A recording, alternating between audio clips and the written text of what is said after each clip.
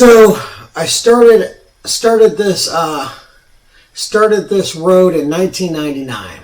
I was boxing at this place called the Lower East Side Federation, Lower East Side Fighting Eagles, doing a lot of boxing, and it was 1999, so the UFC was getting pretty popular. It was still illegal in all the states, but they were doing it on Indian reservations. They were coming up with ways to do it, and it was pretty popular. I was, getting into a lot of street fights then, and I was really focused on trying to become the best street fighter possible. It might sound weird to a lot of people, but I was really into fighting, and I wanted to just be the best street fighter I could possibly be.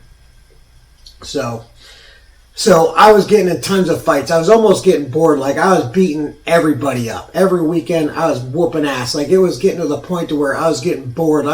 It was getting almost too easy to beat people up. Big guys, small guys, I was beating everybody up. Like, I was getting bored. I needed something to challenge me more when it came to fighting. It was just like, I was just getting bored. It was just too easy to beat everybody up. So there was these two girls that boxed at the Lower East Side, and that's like the first two girls that ever boxed at this gym. This gym was known for really tough, badass dudes. You'd get kicked out of the gym if you got knocked out in a fight. It was known that you had to be a tough guy to box at this gym. There was just no other way about it. So for them to have a couple girls there was very, they were out of place. So the fact that they had the balls to come in there and train is really impressive. The two girls were Dana Borzon and Liz McGonigal. Liz ended up winning the National Golden Glove title for the Golden Gloves. So she was our first national champion for a female. I think Mike Maggio won nationals, so she was probably the second fighter that won nationals at our gym. She was super tough. Dana was tough too. Those girls, they could throw down. So we're palling around, and I was really good friends with Liz, and we would talk or whatever, and she's like, oh, you want to go hang out? I'm getting ready to move to Chicago, blah, blah, blah. I'm like, yeah, cool. So we went and hung out, and I was telling her how we just started talking about the UFC, and I'm like, man, I would love to do that, but I'm just too small. I'm 140 pounds soaking wet. There's no way I could beat them guys that are 200 plus pounds, those guys. I mean, I'm beating these guys up in the street, but it's not like those guys that were in the UFC. And she's talking, she's like, this was just when the internet started coming out too. The internet is a pretty new thing at this time too. So she's like, well, I'm willing to bet you there's some other organizations that are doing the same thing. It's just going to be on a smaller level. She's like, you should get on the internet and you should check them out and see if you can find something on there. I was like, oh, that's a good idea. So, after that, I went home, got on the internet, and I found some organizations. I'm like, oh man, I'm gonna do one of these. I was like, I want to train for a little bit first. I was always real serious about my fighting, so I wanted to be ready. So I don't know anything. I didn't even know what Royce Gracie was doing. I really wasn't impressed with him. I think it was pretty crazy that he was beating these guys, but he wasn't winning very impressively. And to me, it just seemed like he would get lucky or something like that. I like watching Ken Shamrock and Frank Shamrock, Dan Severn and those guys like that, because I was a wrestler myself. So I'm thinking I'm just gonna, just do my wrestling and boxing and get ready for these fights. So I'm at the boxing gym and I'm talking to some guys, and Dana's husband, Matt Borzon, who I'm really good friends with, and he's like a kung fu master. He teaches at this kung fu gym downtown in Erie. And he's like, oh man, he's like, I'm telling him I'm going to do this stuff. And he said, oh, you should, I need to introduce you to one of my students, John Bruno. He's into that. He's got a group of guys, and they train. And he says Gracie Jiu-Jitsu or Brazilian Jiu-Jitsu. I can't remember what he called it. And he says they train that that type of ground fighting. He's like, if you're going to do that stuff, you should probably probably get with them and check it out. I was like, yeah, okay, cool. And he told me John had a key to his dojo, his kung fu dojo, and they would train there sometimes, or they would go out to this guy's house called Will. And I'm like, all right, so Matt Borzon introduced me to John, and I started training with him. I was training boxing, and then after boxing, I'd go do my road work or whatever. Then I'd get with John so many times a week, and we would train jiu-jitsu at the kung fu place. John, he didn't really know much about jiu-jitsu. He was kind of like, back then pretty much everybody was buying VHS tapes and learning off VHS tapes. We didn't have CDs or DVDs at the time. It was all VHS videotapes that they would watch. And I didn't even know they made videotapes for, instructional videos for them to watch. But, he's just showing me some stuff, and, I'm just really not really convinced, and I'm just like not impressed with this, I don't even know what he called it. I think he called it Gracie Jiu-Jitsu. I still wasn't impressed with it. I still felt like, I was a really good wrestler, so I just felt like, I would just use my wrestling to do whatever. He's like, oh, I gotta take you over to Will's. Will had, he literally had the Gracie garage. He had a 1 or 2 car garage. It was I think it was 1 car, but it looks maybe it was 1.5. And he had these really nice, I want to say they were zebra mats, and he had wall mats. He literally had the Gracie garage. And his name was Will Storr. He actually went out.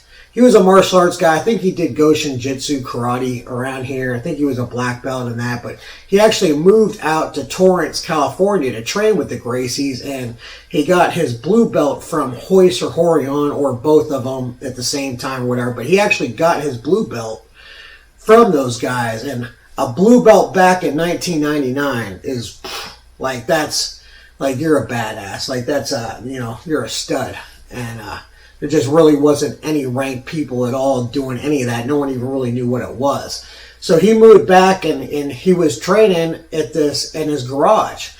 And I couldn't understand. I think there was always something with this John dude. Me and that dude don't get along. I'd bitch slap his ass if I seen him now. It was like he was keeping me from training with this Will guy. Will was like the OG of Gracie Jiu-Jitsu, Brazilian Jiu-Jitsu in this area. He was he actually went and trained and got a legitimate belt in Jiu-Jitsu. And he was a legitimate blue belt for sure. And I'm pretty strict on the belts and stuff. If you're wearing a belt and I don't think you deserve it, I'm definitely not afraid to tell you about it. Will was definitely a legitimate blue belt. So the first time I met Will, he's talking to me, and he's telling me how I got to learn jiu-jitsu, and I'm not convinced. I was real cocky. I was overconfident. A lot of people have a confidence problem. I was overconfident. I was just super cocky, and I was overconfident. I felt like I could beat anybody, and even after they beat me up, I felt like if I fought them again, I'd kick their ass. It was just that was my mentality. I was just overconfident, and I was determined.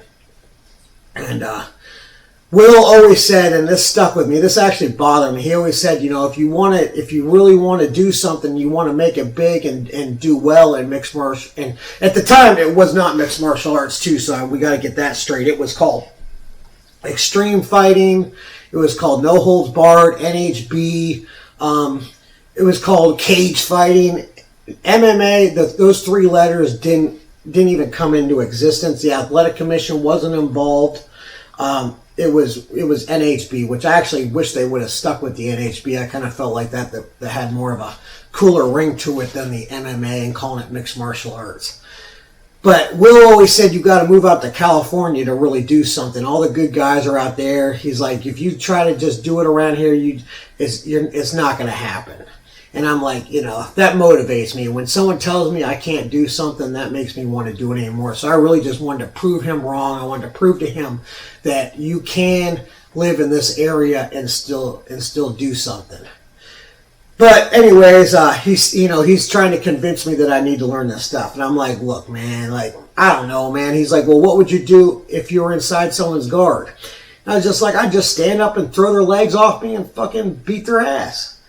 And he couldn't convince me. He's like, all right. He's like, look. He's like, I'm not that good, and I'm not in as good a shape as you are. And at that time, I was like 175 pounds. I got into lifting weights towards the beginning of my mixed martial arts career. So I was pretty jacked. And Will's a smaller guy. He's probably like 145, 150 pound guy at the time. And he's not in shape. He's not a fighter. But he's like, let's grapple and let's see what you do. So we started in guard because that was the position he was trying to convince me of. And I'm just a wrestler. I don't know anything. Never even did jiu-jitsu. So I'm just doing what I would normally do. And he didn't tap me or didn't beat me. I definitely was dominating him, but the stuff that he was doing, it was off balancing me, and my balance was very good. So I could just see like there was something to what he was saying, and I was like, man, he was doing these things. Maybe he swept me, like, you know how you open your guard and grab their heels and knock them down, and you try to mount them. He probably did that or something, but I just know he was really off balancing me, and my balance was like really, really, really good. So the fact that he was off balancing me, I knew there had to be something to this. I had to learn everything there was to know about this stuff. That he hooked me after that day. He couldn't do much and couldn't really use it himself on me, but I could tell that there was definitely something to this for sure. So, go back doing my thing, boxing, wrestling, training jiu-jitsu at the Kung Fu gym. And this is the thing with this John Bruno dude. It's like Will's got this garage, this Gracie garage, and I'm like, why are we always at the Kung Fu gym? Why aren't we, like, this dude knows way more than John Bruno does. So why aren't we at this Will guy's house trying to learn everything there is to know? And he would try to give me this bullshit excuse about, oh, Will's just kind of funny. He was always just like downplaying Will and acting like he'd have a problem with it or something like that. But when I finally talked to Will on his own, he was cool with going there all the time and training. So I really just didn't understand what this dude's problem was. But later on in the story, I figure out this John Bruno guy.